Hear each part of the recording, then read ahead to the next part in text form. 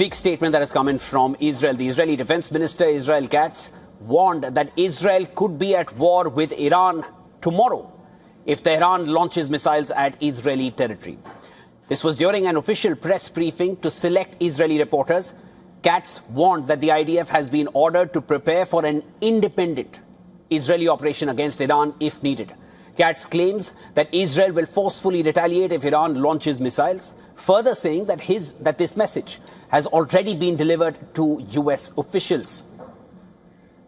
Speaking to the military and diplomatic journalists in a press briefing, Katz emphasized that Israel refuses to accept any scenario where it comes under direct Iranian fire.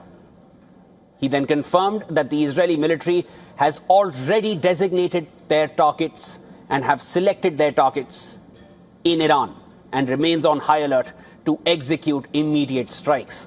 He further adds that hostilities could resume within 2 days, and his directive to the IDF is to prepare for a blue and white operation in Iran. Now, this is pertinent to note. By blue and white, Katz meant an Israeli-led operation. Those are the colors of the Israeli national flag. This is an Israeli-led operation rather than one dependent on outside forces. And this is where that question arises. Can Israel take on Iran without the US? Can Israel fight Iran by itself?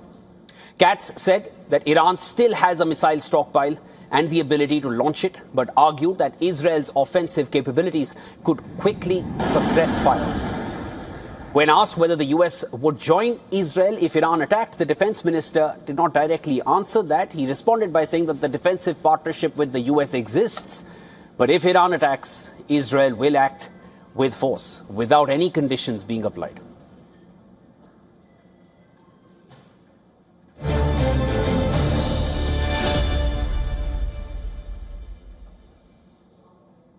All right. To discuss this further, I'm now being joined on the broadcast by Alon Pinkas, former Consul General of Israel in New York and former Israeli ambassador. Mr. Pinkas, thank you so much for making time joining me here on the broadcast.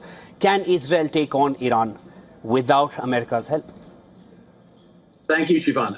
The short answer is no, but it needs further elaboration and explanation.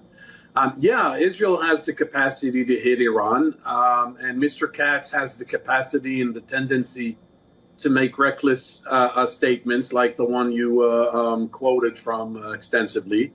But the issue is both political and military. Let's start with the military. Israel needs U.S. munitions. Israel needs U.S. interceptor missiles. Israel needs jet fuel. And Israel needs military intelligence. All of the above are supplied primarily by the United States. So militarily, yeah, Israel could strike Iran if struck, but with very limited effectiveness. Now comes the broader question, Shivan, of the political implication, of the political dimension.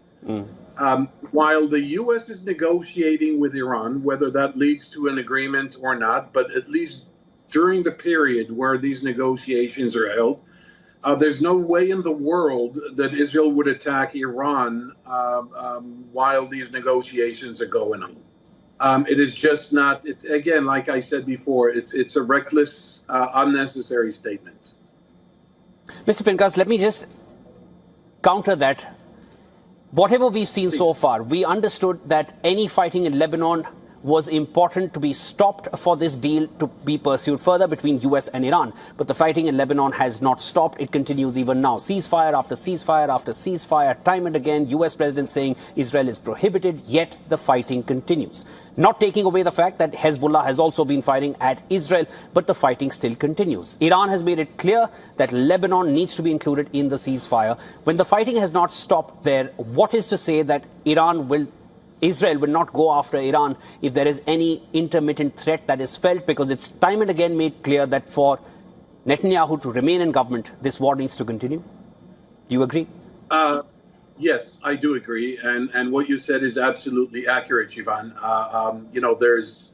For many years, Mr. Netanyahu said that Iran and Lebanon is the same front. It's the same theater.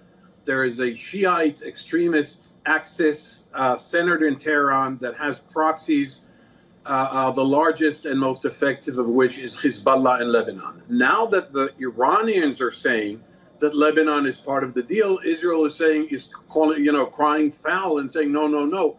Lebanon is actually a separate and distinct theater, and we need to maintain freedom of operation in Lebanon, irrespective of what goes on between the U.S. and Iran. The Iranians are saying no. The U.S., anxious to get a deal with Iran, is trying to pressure Israel to restrain itself in Lebanon. But as you pointed out correctly, there is a succession of ceasefires, and yes, none of them have until now worked, but we haven't seen, at least until now, Shivan, we haven't seen a broad escalation. So the Iranians have no reason to stop the talks with the U.S. because of what's going on in Lebanon, because it hasn't expanded beyond local, very unfortunate, but nonetheless local incidents. Now, as for the last sentence of your comment, for Netanyahu to stay in power. Look, we have an election. Israel is scheduled to hold an election in October. Mr. Netanyahu's position and situation in the polls is very bad. In no poll can he form a government. And I'm talking about not last week, I'm talking about the last 2 or 3 months. There is a cumulative effect of military and strategic failures in Gaza and Lebanon, and most importantly and crucially, in Iran. In order to somehow have a chance in the election, Netanyahu, as you pointed to, needs to maintain a permanent state of war, which is what he's trying to do in Lebanon. I hear your point. I hear your point, please. Mr. Pinkas. Let me also bring in the American aspect there. And let me present a perspective to you. Give me your thoughts after that. Do you feel Iran has emerged more emboldened and stronger, perception-wise as well, and on the battlefield ever since Feb 28th? And let me just substantiate, because they fire at will at Gulf nations. They fire and they claim that the Strait of Hormuz is theirs now to be controlled. It will never go back to pre-war levels. And this was never the narrative or never the deal before Feb 28th. Has Israel and US, have they bitten off far more than they could chew? Have they emboldened Iran by actually answering that question, what would happen if they went into a direct conflict with Iran? Because now the world has seen that Iran did not back off.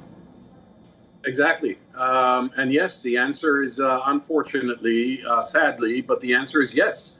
Iran of June 29th is stronger geopolitically, with a greater ability to project power than Iran of the 28th of February. Remember where Iran was on the 28th of February.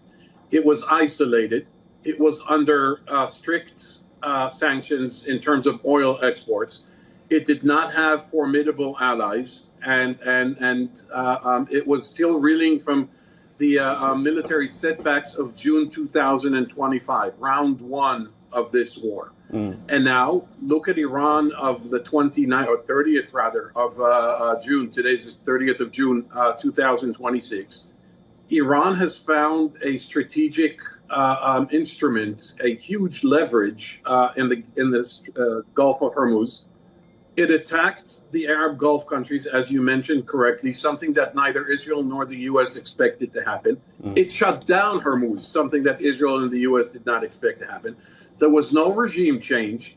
The Iranian nuclear program is still being negotiated, and it's been deferred beyond the 60-day period of the Memorandum of Understanding. What worries Israel almost as much is Iran's ballistic missile production and launching capabilities that have not even been mentioned in the Memorandum of Understanding. So yes, for the time being, I don't know what's going to happen in 2 years. Iran is still politically fragile and economically weak. But for the time being, at this moment in time, Shivan, Iran is stronger today than it was before the war. And that translates immediately and logically to an American and Israeli failure. Again, sadly, unfortunately, but that's the reality. I hear your point. Mr. Pinkas, regime change was one of the initial objectives. It was made clear. Donald Trump said it. Iranian people, go and claim your government. Do you foresee a situation that the Iranians remain where they were by the end of this year and the regimes, the governments in Israel and America end up changing? Yes. I mean, not in America, because the election there is only in November. Midterms will hold sway, sir. The midterms will hold sway, and that is a clock ticking backwards for Donald Trump. Yeah, absolutely. Certainly in Israel, there's a very high likelihood that the government will change, although a different government's policy on Iran may not be that different. In America, you may see the Democrats win the House of Representatives, and conceivably, at least they have a 50% chance of winning also the Senate, which would incapacitate and really constrict what the president is able to do. While in Iran, there's no regime change. Look, to begin with, Shivan, the premise that you can affect or induce or instigate a regime change from the air through missiles and F-35s was unfeasible. It only happened once in history, in Japan in 1945, and that was with the use of 2 atomic bombs, with a credible threat of a major American invasion to Japan, and then Japan surrendered. That was the only case in history where aerial power, including those 2 atomic bombs, caused some form of regime change. It hasn't happened anyplace else. The U.S. was not committed to a major ground operation in a costly, very expensive war in Iran, obviously. And so President Trump did the only thing he had, he needed to do and could do, and that is cut his losses, which is why on April 8th, he announced the ceasefire. Israel, since then, has been very disappointed by regime change. Look, Israel, we incapacitated, we decapitated, not incapacitated, we decapitated the Iranian leadership. Instead, what we got was a more hardline government. We thought there would be an uprising because of the economic conditions. Instead, you get an MOU, a Memorandum of Understanding, that allows Iran to export oil and allows Iran to tap into $25 billion worth of its own frozen assets throughout the world that have been under strict sanctions by the Americans and indeed the international community. So I don't see a regime change, and I don't see any popular uprising in Iran at this moment. I hear your point. Things could happen in 2 years, but who knows? Right now, I don't see it. I hear your point. Earlier in the year, there was an uprising in Iran, and Iranians were killed in that uprising by the Iranian government itself. And there are figures that suggest that the death toll then was more than the death toll during or after Feb 28th till now as the war continues. So we'll need to wait and watch how this one pans out. Iran is clearly setting the terms when they come to the negotiating table, really disagreeing with anything that comes in from the US. Donald Trump has also issued a certain amount of dismay regarding whether the talks in Doha now scheduled for this week are going to be productive or consequential. Let's wait and watch. Mr. Pincus, absolute pleasure speaking with you. Thank you so much for joining me here on the broadcast. Thank you, Shivan. Pleasure.